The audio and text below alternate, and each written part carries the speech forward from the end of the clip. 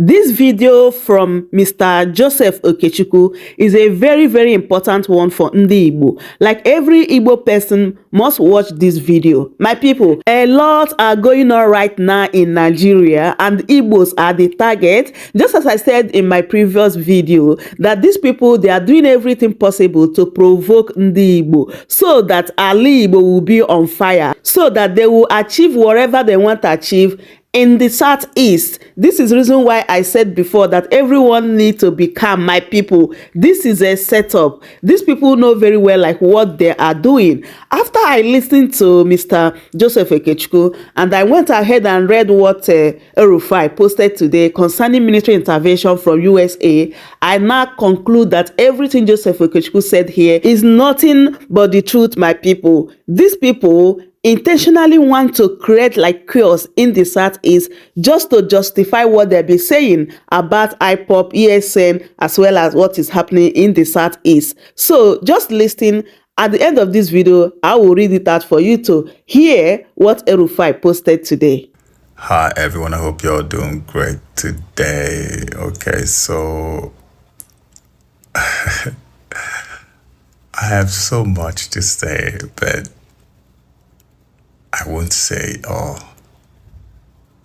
And it looks like I'm going to speak a little bit of Igbo in this video. So, Obone Boni Igbo, and you're listening to me now. Achomki Gemonti. Unu na yo na funa. Ihe me wana nwoke Nnamdi Kanu. Biha kwado a long time ago. It's a plan. I don't really know a lot of people who were not expecting this to happen.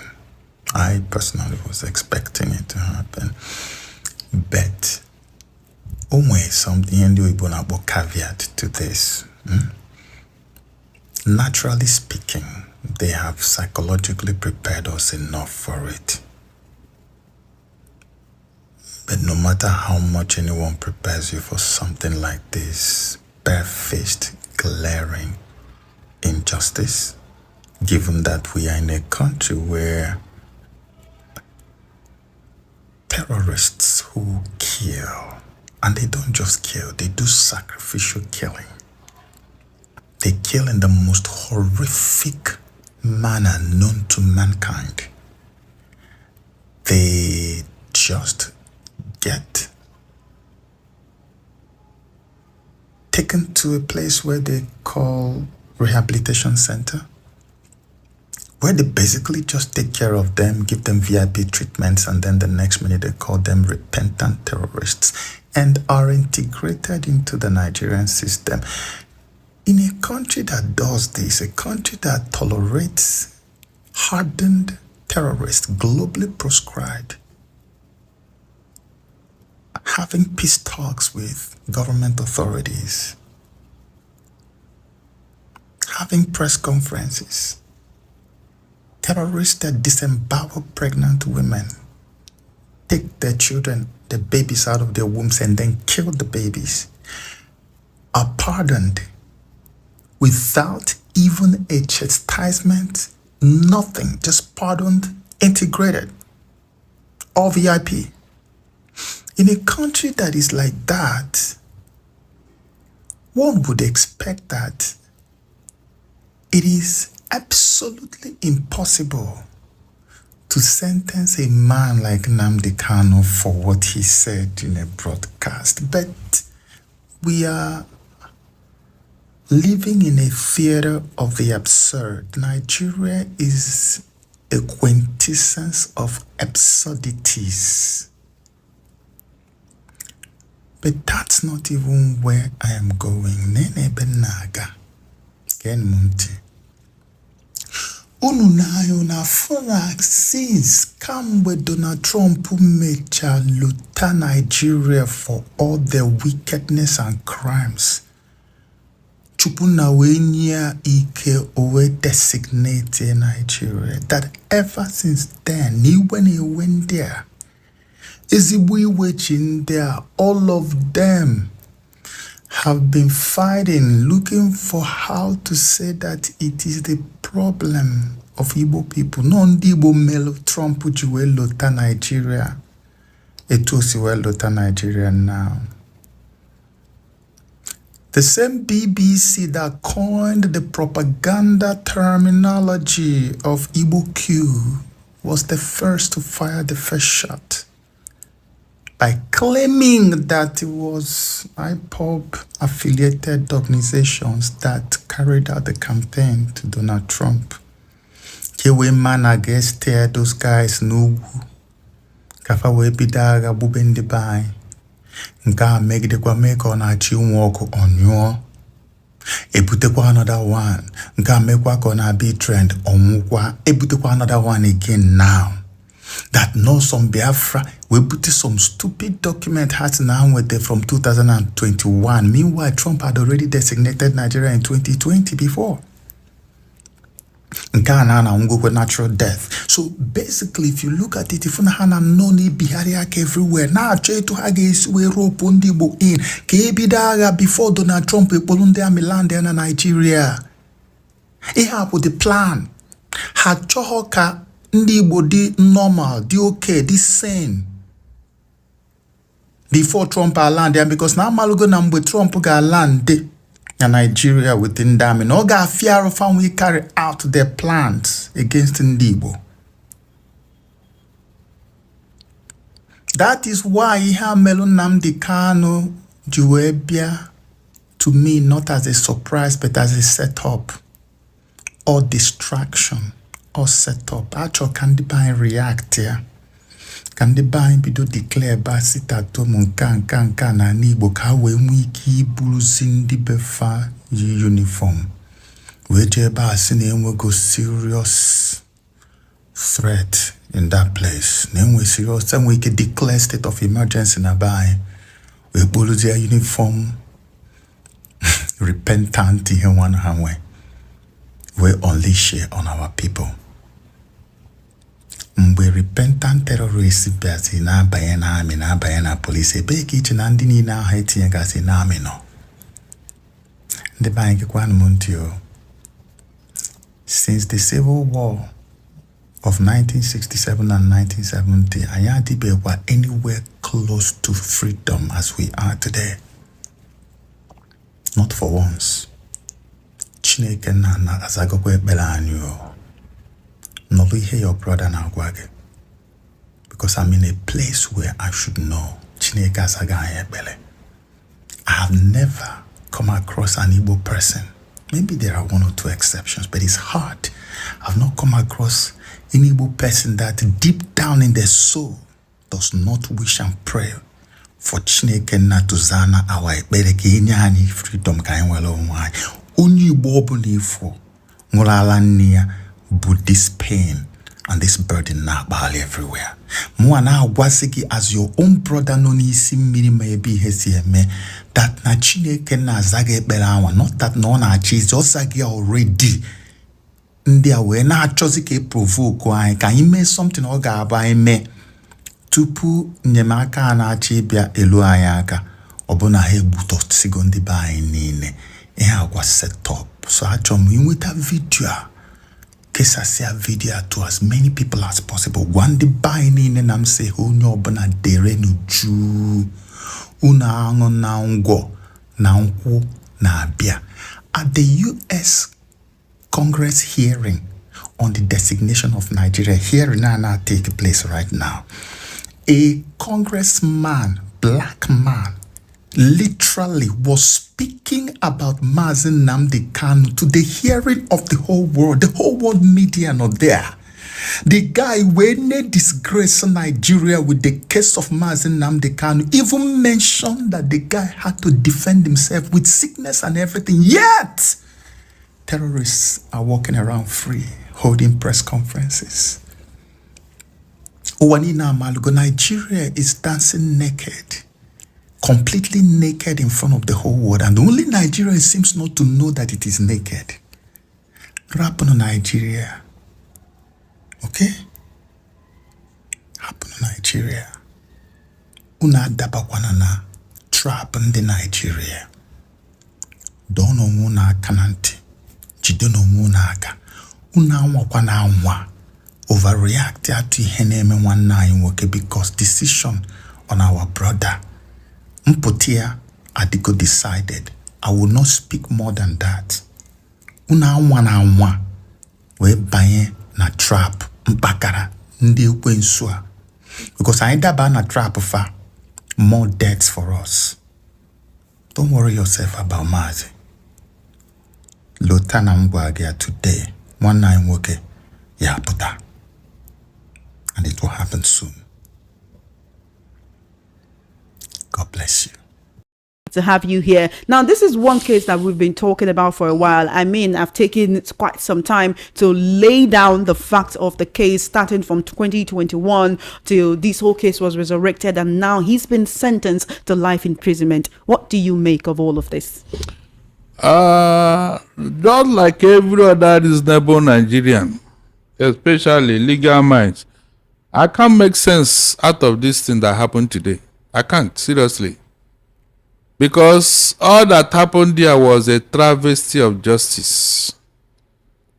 All the people that are saying this will be a lesson for miscreants, those who feel they are above the law, this and that.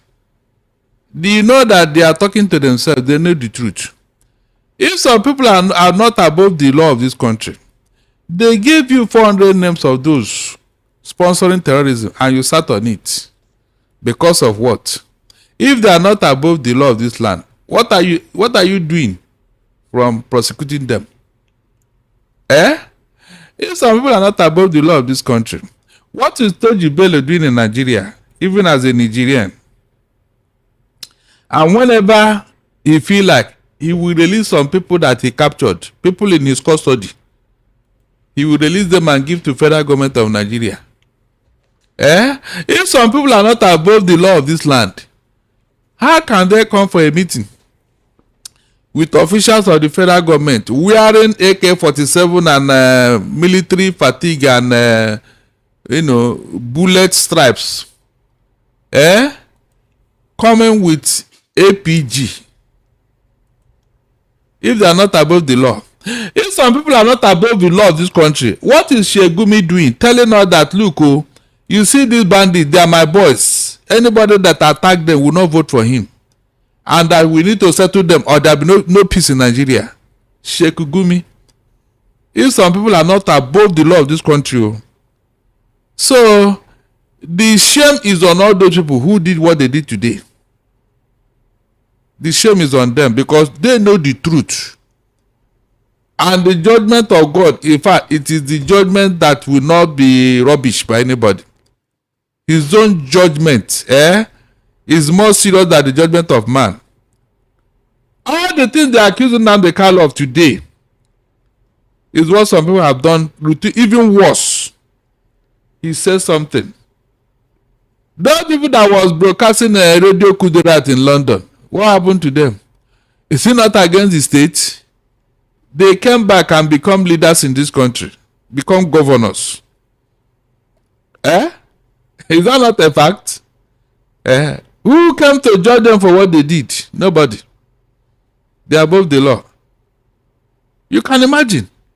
If we begin to reel out all that even happened before Nnamdi Kanu started reacting, you will know that there was a reason for this man's reaction.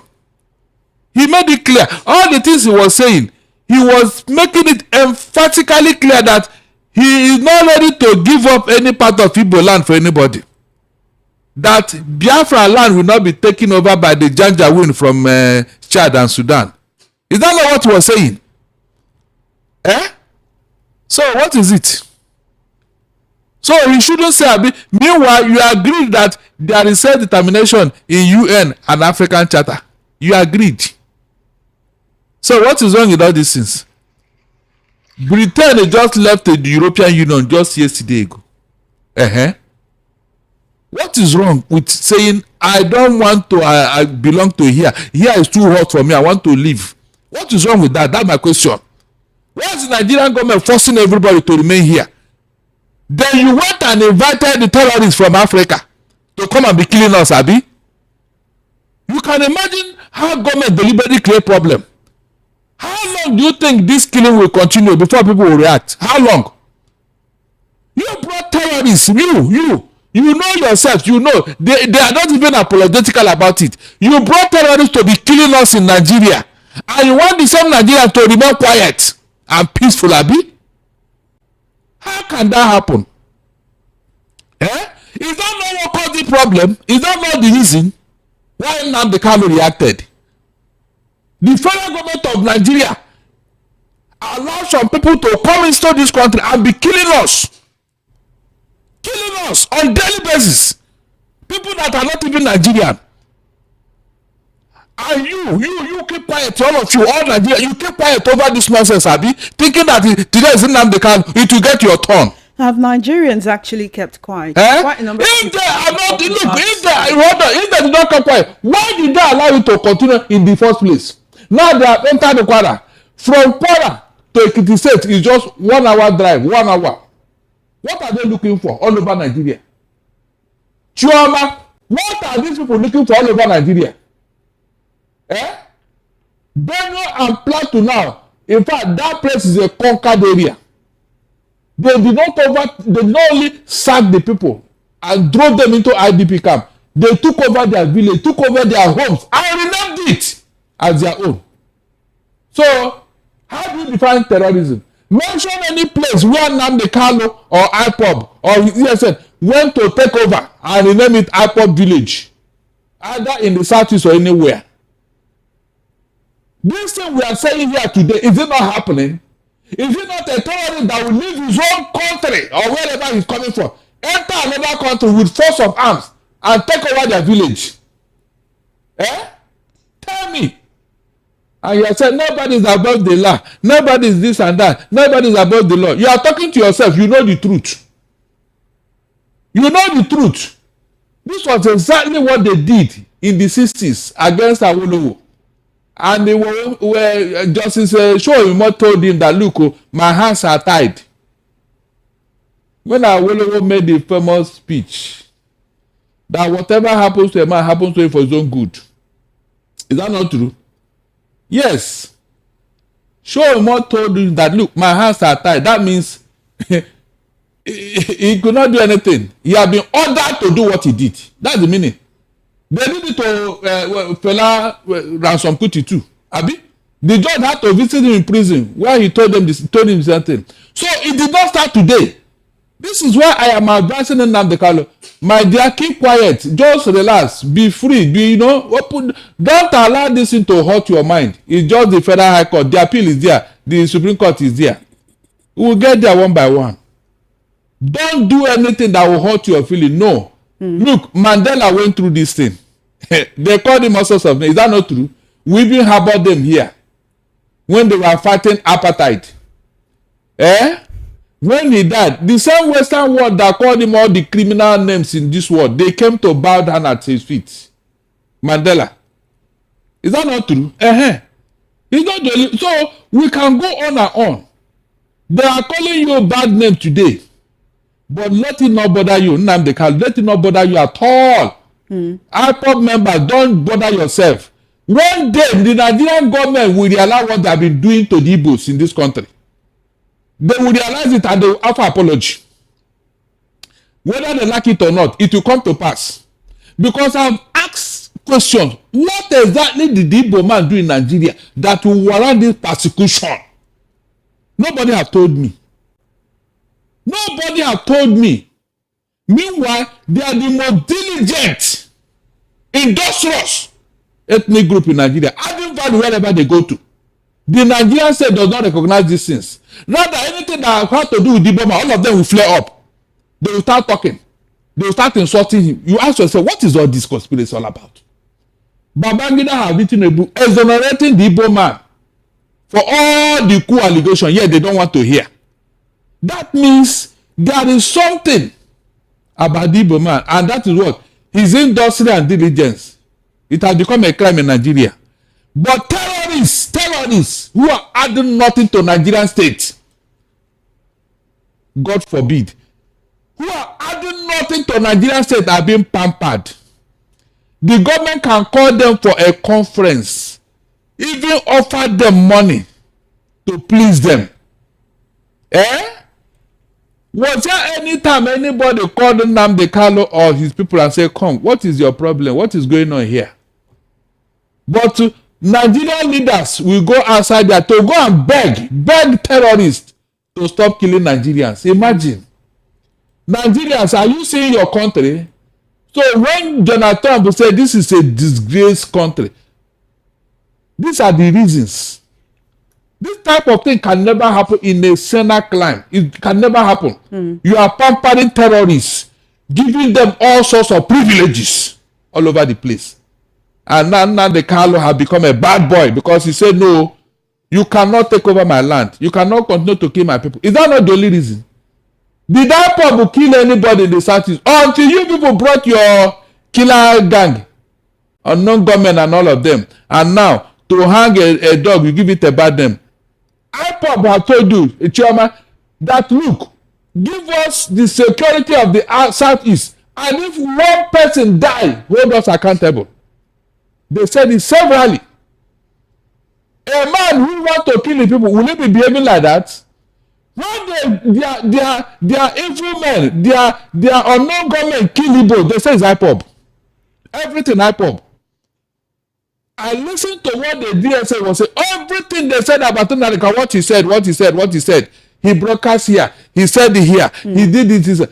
Broadcast, what you say with your mouth. All right. You know, Barrister Darlington, I was talking with Barrister Fred and Zako on the 6 p.m. news just before the evening rush, and he said that if we're actually to go by what the court is saying, that, oh, he incited terrorist activities or terrorist attacks or violence by his rhetorics, by the things he said, that should have been a civil matter. And someone else is saying, look, you've not actually said that all the offenses that he's been sentenced for, that he did not commit them. Because I actually have an excerpt of a broadcast that he made on a particular day, and where he was calling on certain people believed to be people of the Eastern Security Network to go into the streets and make sure that people sit at home on a particular Monday. And anyone who is stubborn, he actually mentioned people of a certain area, saying he knows that those people can be very stubborn. If you find them outside, you murder them, you kill them, you shoot at sight, right? So if you look at what they're saying, he said that he incited terrorist acts. I want you to actually look at that part. Listen very well. You can see. Was it not a certain Sheikh Tenshi who told you and I that God told him to kill Tinubu's wife? That she's an infidel, she's a Christian. What is more provocative than that? I'm talking of the wife of the president of the Federal Republic of Nigeria. Since you want to remind me of what Nnamdi Kanu said. What is more provocative than that? Or have you people forgotten? One terrorist you told us that, look, if you kill 10 of us, we are going to kill 20 of you in this country. 2 of us. So, what are you telling me here? Sheikh Gumi and his bandits told us that if we don't pay them money, that there will be no peace in Nigeria. And they are doing it. In fact, they are carrying it out. What they said, they are doing it. So, which one are you telling me that Nnamdi Kanu said Nnamdi Kanu did not say? You're saying whatever he said or did not say is not enough for him to be convicted on charges. What I'm telling you, sir. They should have started prosecuting everybody that have just said anything at all. Okay. Yes. Let us start from there, because if you take care of the penny, the pound will take care of itself. All right. I want us to look at the people that went to. No, hold on. Okay. The people that went all over Africa and brought terrorists into Nigeria, and they come out and be telling us, Kawu Baraje to be precise, though. Kawu Baraje to be precise. He told us how they did it and brought them. They brought them. He said it, that they brought them. Please. Somebody brought a terrorist into Nigeria to kill all of us. And somebody said something with his mouth. Please, which one is worse here? The Nigerian state did not see all this one, Abi. They did not. Shame on all of you who saw this thing and kept quiet. Shame on all of you. When Wole Soyinka wrote a book, the man died in the face of injustice. Who kept quiet in the self? That is the meaning. That's the meaning. The man died. Eh? You Nigerians kept quiet, thinking that is the Nnamdi Kanu's Igbo today. No, to get your turn. By that time, I will see what you are going to say. Some people, they chase him into exile today because of these same people who are causing problem in Nigeria. Who made Nnamdi Kanu to react? Was it not when they wanted to take over the Southeast? Nobody want to talk about that. Up to nobody. Nobody. The reason for Nnamdi Kanu's suggestion, nobody want to discuss it. Eh? People who are not even Nigerians are here killing us. And the federal government does not see anything wrong in that. Can you just imagine? Eh? As I talk to you today, Ogun State people cannot go to a certain area in their land to go and farm. They can't try it. They can't enter there. Gani Adam told us yesterday that they have surrounded the Southwest and they are ready to strike any moment from now. Who are the people? Are they Igbos people? Please, are they Igbos people that surrounded the Southwest that want to strike? Are they Igbos? Shame on all of you. Shame on all of you. You say this thing you do to the Igbos, eh? God will rise up and fight for us. I'm not joking. God will rise up. They did it to the Jews, thinking they will exterminate, but God kept them. And today, look at where they are. We are not bothered. We have seen 99. Well, what is 100? You think you are teaching us, Abi? No. We have seen 99. What is 100? You can never kill the beetle. No matter how you try. Any Igbo man, just relax, keep quiet. This judgment is it's making you strong. All right, but it's making you strong. Bryce Darlington, please, I need you to, just stay like that. That's better. When you're speaking to your mic like that is better, so it doesn't actually echo. All right, I wanted to talk on two issues. One is Nnamdi Kanu's attitude recently, and some have attributed that to his mental state of mind, saying you cannot expect someone who has been in DSS custody for so long, someone who has said his health is not at the optimum level, that you do not expect him to actually be fully mentally conscious or to have this full mental acuity. And that's the reason why he seems to have this outburst. If you remember, at one time he told Justice Binta Nyako to recuse herself from the case. He screamed at her. We have seen him screaming at his lawyers. You heard the judges saying that, he even threatened to beat up the security officers in the court. And even today, at some point, he had to be removed from the court for disorderly conduct. And the question I want to ask is, how has this helped or worsened his case? That attitude of, the outburst, the vituperations and all of that, how did that make his case worse? Or the prosecution already had these premeditated judgments that they wanted to give. These judges already knew that this is what it would be. Because I recall speaking to Omoyele Sowore. It was Esther who spoke to him on the Evening Rush. I think it was last month. And he said that there is a concerted effort, or that there was a plan to convict Nnamdi Kanu. Personally, I spoke to his lawyer, Barrister Marshall Abubakar, and he said the same thing, that there was a plan to convict Nnamdi Kanu and then use his release as a bargaining tool or a bargaining chip to the people of the Southeast. Do you believe that's what's playing out here? Look, there's a point you get to in life, you no longer care what happens to you. Do you know that?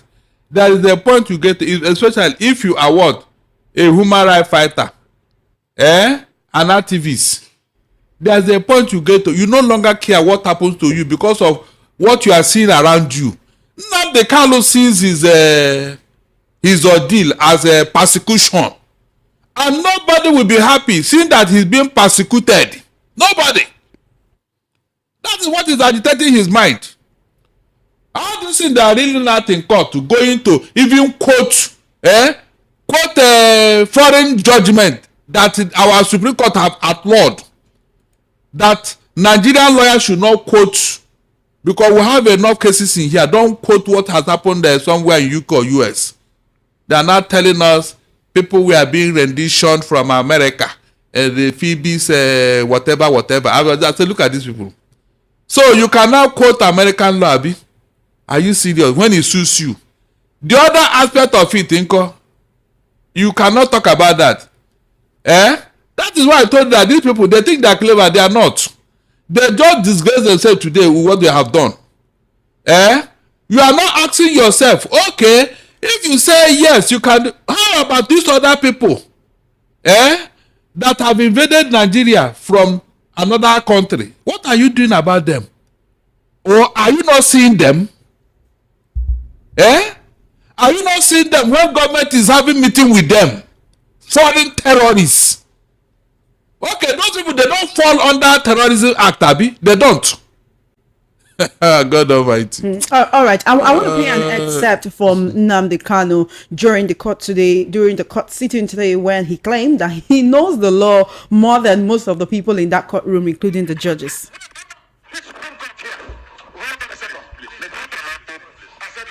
Please, your lordship, please.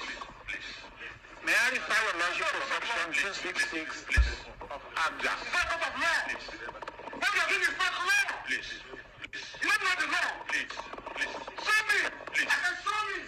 When you have the right to work, my right to have my right. Show me. What the constitution says. Show me. Well, I will rise and come back. You cannot show me. Can you please take him out and come back? I rise. The judge left the court for him. You can actually hear him, screaming at the judges. You can hear him shouting. You can hear him saying he knows the law more than them. Now, I actually want to also look at the part where they said, the some of the killings that happened during the hashtag #EndSARS protest in October 2020 in Nigeria. They tied it back to him, saying it was his words. It was him who incited the violence and the killing of some security personnel across Nigeria. Many Nigerians were not actually happy about the lawyers saying that. So I want to play an excerpt from the court today, where he was accused of would I say sponsoring the #EndSARS killings via his words, via his incitement. Including the Lekki shooting. It was Nnamdi Kanu that invited the army to kill our youth. It was evil.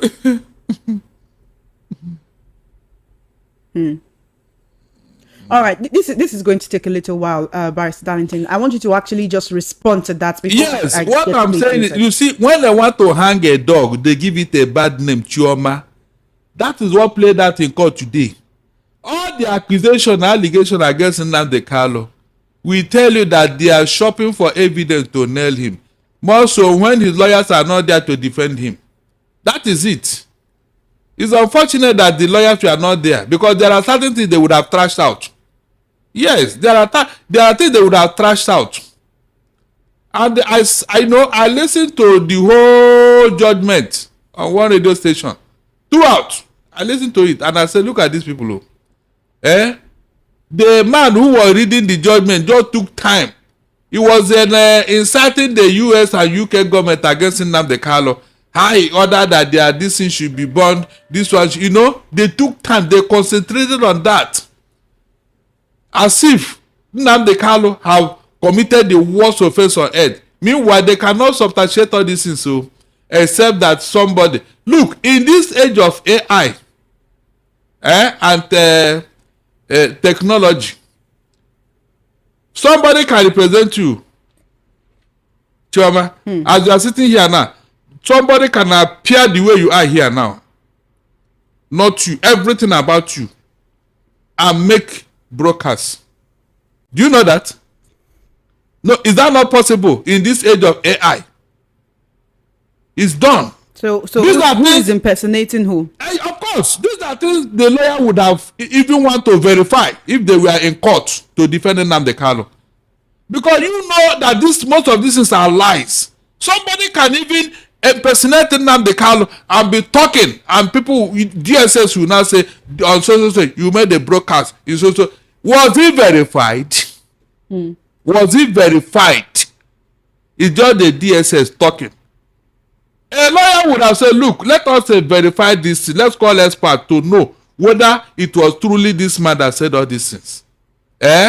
Including this one of #EndSARS. Imagine Nnamdi Kanu. It was Nnamdi Kanu that ordered the shooting at the toll gate, Abi.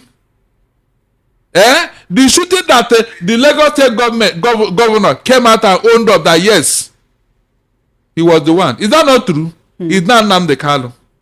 Can you just imagine? There is something they did not allege against this young man, just to make sure that they nail him.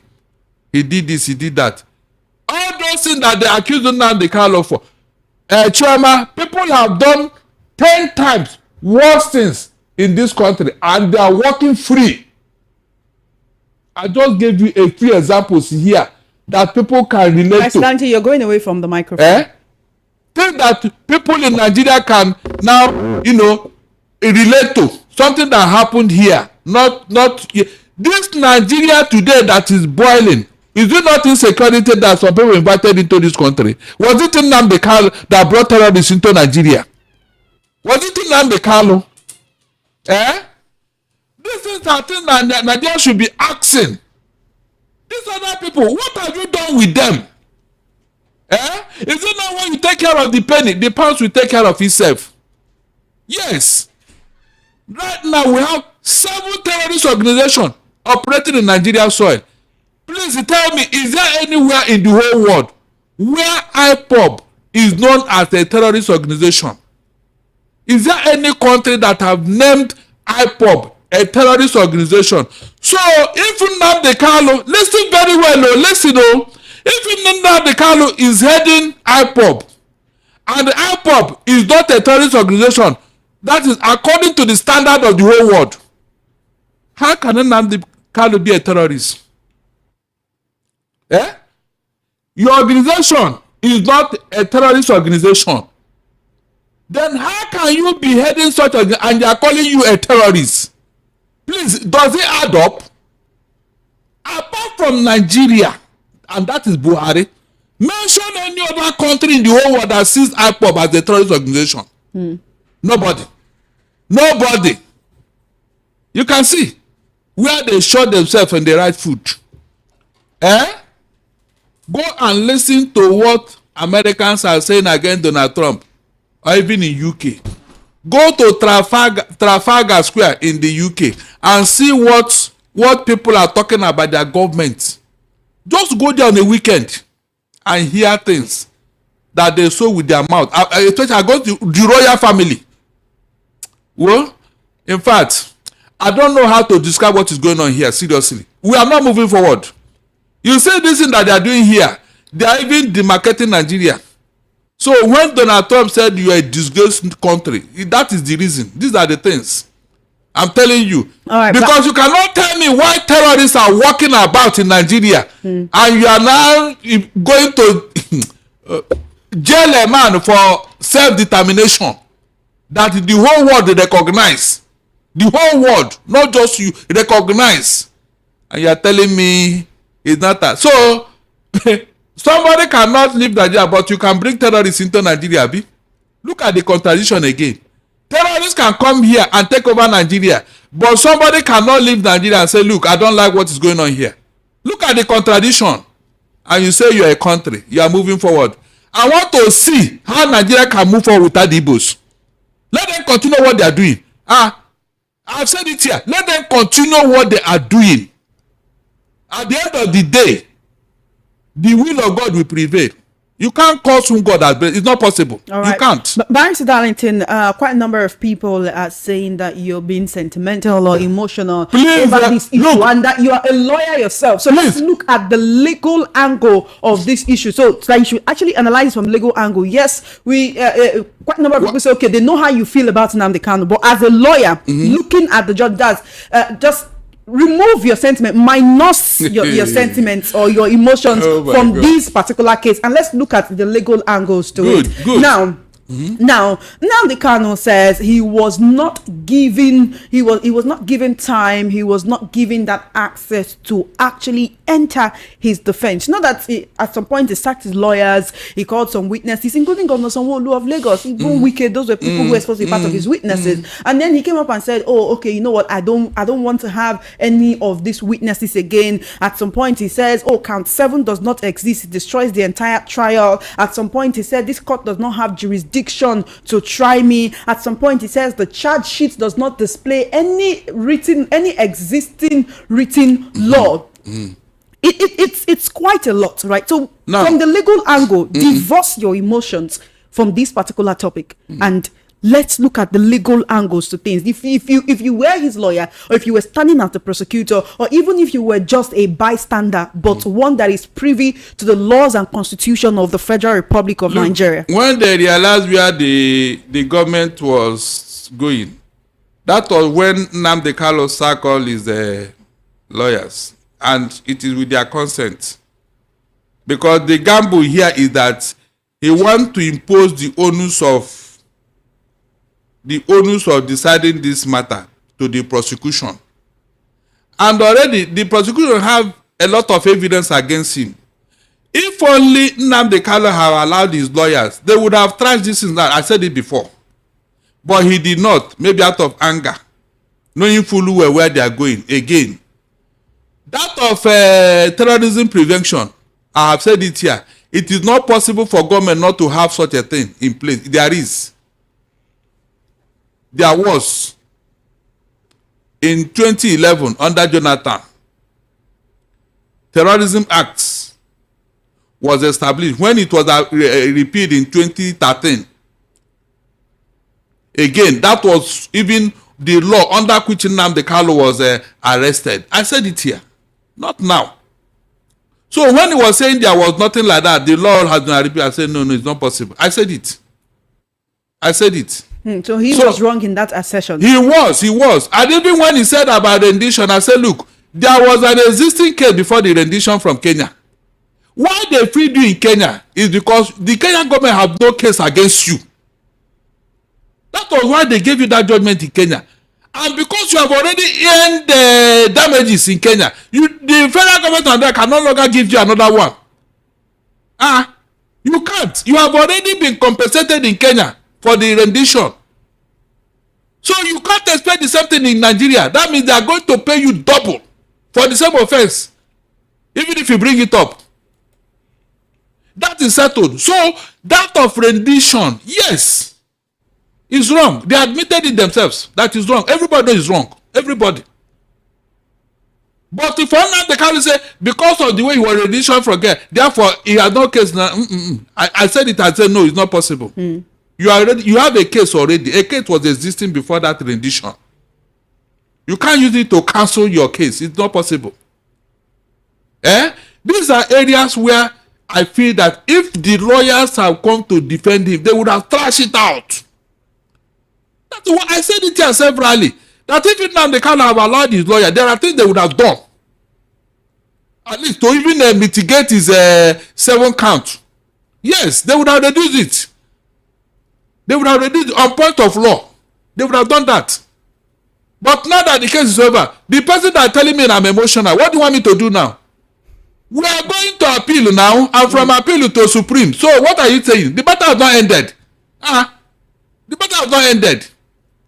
We have all said it here that a travesty of justice here. It is clear to everybody. It is clear. Because if they are basing this sentence on what Nnamdi Kanu said, that means if you start judging everybody under treasonable felony because of what they said, all of us should have been in prison now. All of us should have been in prison, including Sheikh Gumi. Let them bring every one of us who have said one thing or the other against the government. Let all of us enter prison. If that's what you want. I mentioned all the people that have said worse than Nnamdi Kanu. Which all of them know they don't want to talk about it. They have kept quiet because you're Nnamdi Kanu. You're emotional. Look, let nobody tell me that nonsense again. You're emotional. Because you are not the one wearing the shoe, Abi. You are not the one wearing the shoe. You're emotional. Because you are not the one. Because an Igbo man is on trial. And therefore he should be executed. That is when you will not be emotional. These people that have done worse things, you don't talk about them. It's Nnamdi Kanu. Are you not ashamed telling me I'm emotional? Emotional on what? Should I be happy that a man is being persecuted over nothing? He said this, he said that, he said that. The people that actually did something that put Nigeria where it is today, was it the Nnamdi Kanu activity that made Donald Trump to put you under CPC? Was it the Nnamdi Kanu's? Please tell me. Was it the Nnamdi Kanu that made Donald Trump to say he's coming here to kill those who are killing us? Was it Nnamdi Kanu? Did he say when he come here, he's going to kill our people? They are the responsible for insecurity in Nigeria. Shame on you.